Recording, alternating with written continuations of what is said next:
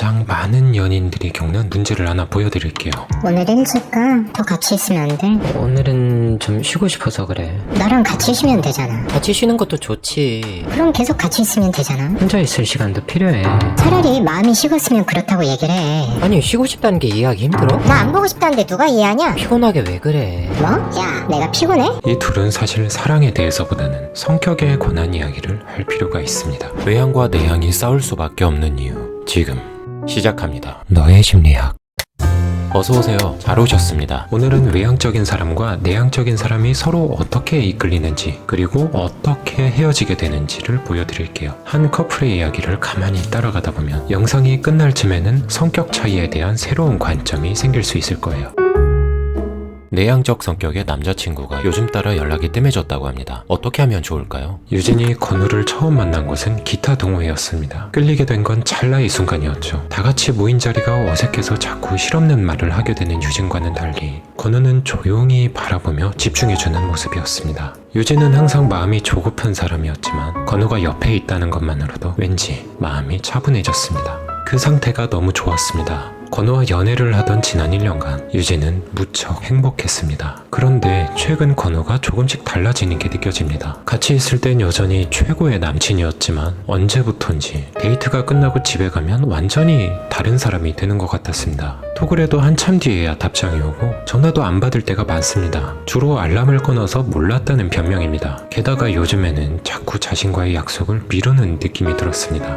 오늘은 각자 집에서 보내면 어떨까? 좀 피곤해서 그래. 다음에 더 같이 있자. 기껏 약속을 잡은 날에도 초저녁만 되면 집에 가려고 합니다. 이쯤이면 마음이 식은 건 아닐지, 딴 여자가 생긴 건 아닐지, 건우 휴대폰을 몰래 들여다보고 싶은 마음을 간신히 참습니다. 몇 번인가 장난처럼 서운한 티를 냈는데 건우는 단지 피곤할 뿐이라는 말만 반복입니다. 참고 참던 게 어느 날 결국 터집니다. 오늘은 쉴까? 더 같이 있으면 안 돼?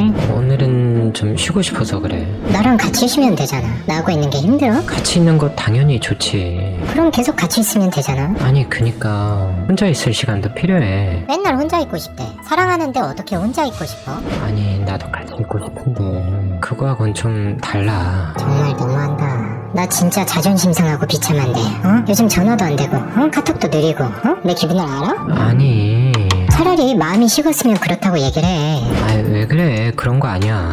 아니긴 뭐가 아니야. 요즘 딴 사람 같은 거 알아? 답답해. 뭐라 말 좀 해봐. 뭐 말할 틈을 줘야 말을 하지. 아니라니까 몇 번을 얘기해. 지금 나한테 화낸 거야? 누가 화를 내? 이해를 못하니까 그렇지. 아니 쉬고 싶다는 게 이해하기 힘들어? 나 안 보고 싶다는데 누가 이해하냐? 그냥 좀 냅둬. 맛있는 거 앞에 두고 피곤하게 이게 뭐야.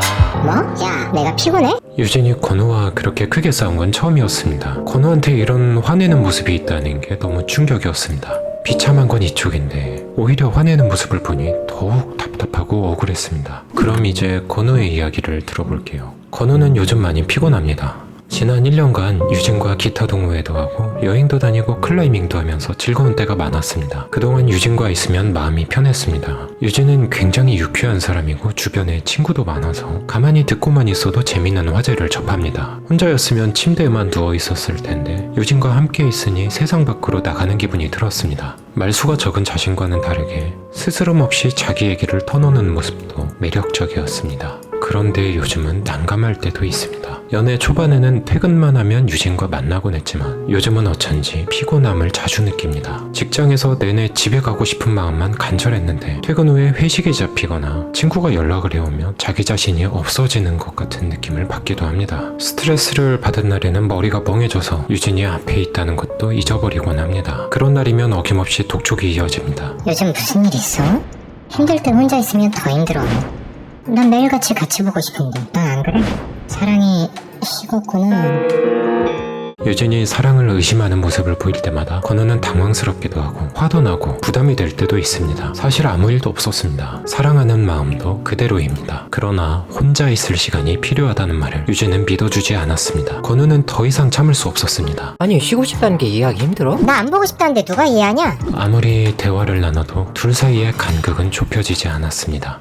유진과 건우는 왜 이렇게 싸울 수밖에 없을까요? 대화를 심층 분석해볼게요. 유진과 건우는 서로 이야기하는 포인트가 다릅니다. 유진은 이렇게 생각하고 있습니다. 사랑하는 사이라면 같이 있고 싶은 게 당연하다. 그렇기 때문에 피곤하다는 건우를 이해하지 못하는 것도 당연합니다. 건우는 사실 심리적 에너지가 고갈됐다는 말을 하고 싶었습니다. 그러나 피곤의 정체가 심리적 에너지의 고갈이라는 것을 모르고 있는 것 같습니다. 그래서 피곤하다는 말로 설명할 수밖에 없었는데요. 유진한테 혼자 있고 싶다라는 말은 사랑하지 않는다 라는 말로 들릴 수밖에 없었습니다. 심리적 에너지라는 개념은 신체적 에너지와는 다른 개념인데요. 에너지가 바깥으로 향하는지 내면으로 향하는지에 따라서 외향과 내향으로 구분합니다. 외향과 내향의 에너지 충전과 소진 방향을 잘 이해하고 있으면 갈등도 해결의 실마리가 생깁니다.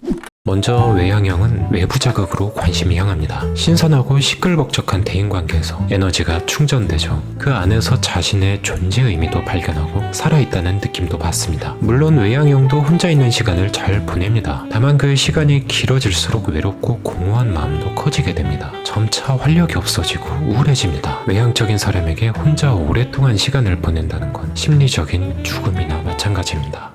반대로 내향적인 사람들에게는 내내 사람들에게 둘러싸여 있는 것이 심리적인 고갈을 일으킵니다. 건우의 쉬고 싶다는 말은 사랑이 식은 것처럼 들리기도 했지만 사실은 사랑과는 별개로 살고 싶다는 생존 욕구와도 같은 것입니다. 내향적인 사람들에게 혼자만의 시간이란 에너지를 충전할 수 있는 기회이며 타인은 자신의 에너지를 사용하는 대상입니다. 내향형도 모두 집돌이 집순이는 아닙니다. 직장 생활도 하고 사람 만나는 것도 좋아합니다. 다만 오로지 외부 활동만 지속하면 점점 방전돼서 결국 전원이 꺼지는 상태가 될 수도 있습니다. 건우는 유진과 만난 지난 1년간 혼자만의 시간을 거의 갖지 못했습니다. 직장 생활에 데이트에 에너지를 소진하면서 홀로 충전할 시간을 가지지 못했습니다. 외향과 내향은 서로 이렇게나 달라서 머리로는 서로 이해한다고 해도 가슴 깊게 느끼기는 어렵습니다. 지금부터가 진짜 중요한 부분입니다. 내향형은 외향적 연인들이 자꾸 친구들 만나느라 자기한테 소홀하다고 서운하고 외향형은 내향적 연인들이 자꾸 동굴 속으로 도망간다고 답답해합니다. 서로 성격을 고치라고 탓하면서 감정이 상하곤 합니다. 그러나 성격은 변하지 않습니다. 만약에 성격이 변할 수 있다고 믿으신다면 그건 사회화에 따라서 개발된 것이지 근본적으로 바뀐 것은 아닙니다. 유진과 건우처럼 크든 작든 오해와 갈등이 생기는 건 필연적입니다. 그렇다면 차라리 편하게 외향은 외향끼리 내향은 내향끼리 서로 만난다면 좋지 않을까요? 이론적으로 가능한 질문이지만 현실은 그렇지 않은 경우가 더 많습니다.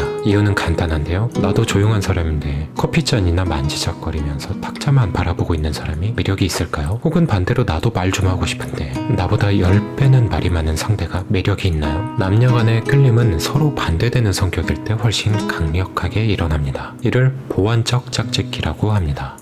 연인이라면 반드시 인식하고 있어야 되는 부분이 있습니다. 서로 끌릴 수밖에 없었던 바로 그 매력 포인트가 그 사람의 단점이기도 하다는 것입니다. 건우는 유진의 활달하고 개방적인 면에 매료됐지만 유진은 타인에게 적극적인 만큼이나 간섭과 닥달이 심했습니다. 만약 차분하고 신중한 사람이라면 간섭을 할까요? 유진은 건우의 차분하고 신비로운 모습에 이끌렸지만 건우는 조용한 만큼이나 속을 알 수 없고 답답했습니다. 만약 건우가 활달한 사람이었다면 유리창처럼 들여다보이지 않았을까요? 어떤 성격에도 동전의 양면이 있습니다. 서로에게 최대의 장점으로 보였던 점들이 콩깍지 기간이 끝나가며 단점으로 변해가는 건 결코 우연이 아닙니다. 그럼 이제 마지막으로 어떻게 해야 오해와 갈등을 줄일 수 있는지 알아볼게요. 외향적 연인에게는 이렇게 대하기로 합시다. 첫째, 혼자 있을 시간이 필요하다는 것을 알리기. 외향형이 내향형의 피곤함을 이해한다는 건 평생 불가능한 일입니다. 혼자 있고 싶다는 건 사랑과는 다른 생존의 욕구와도 같다는 걸 알려야 합니다. 둘째, 외향적 연인이 다양한 친구들을 만난다고 서운해하거나 질투하지 않기. 외향형이라면은 이성, 동성을 불문하고 수많은 친구들이 있습니다. 본인이 그 활동 욕구를 채워줄 수 없다면 질투는 안 됩니다. 그들은 바람을 피우기 위해 친구를 만나는 게 아니라 단지 에너지를 얻고 싶은 것 뿐입니다. 셋째, 최소한의 표현하는 연습하기. 감정을 표현하는 게 익숙하지 않은 내향형이지만 관계를 잘하기 위해서 최소한의 표현은 필요합니다. 내향적 연인에게는 이렇게 해주면 됩니다. 첫째, 혼자 있을 시간 주기. 특정 날짜나 기간을 정해서 혼자 쉴 수 있도록 배려해 주기로 합시다. 둘째, 다른 친구들과 동석할 때는 미리 허락을 구하기. 내향형에게 새로운 사람을 만난다는 건 심리적으로 고갈되는 일입니다. 친구를 소개하거나 할 때는 의사를 확인해 주세요. 셋째, 닥달 적달하지 않기. 내향형에게는 할 얘기를 정리할 수 있는 생각의 시간이 필요합니다. 빨리 대답하지 않는다고 답답할 수도 있겠지만 여유 있게 기다려주세요. 성격에 관한 또 다른 주제로 다시 찾아오겠습니다. 다음에 또 뵐게요.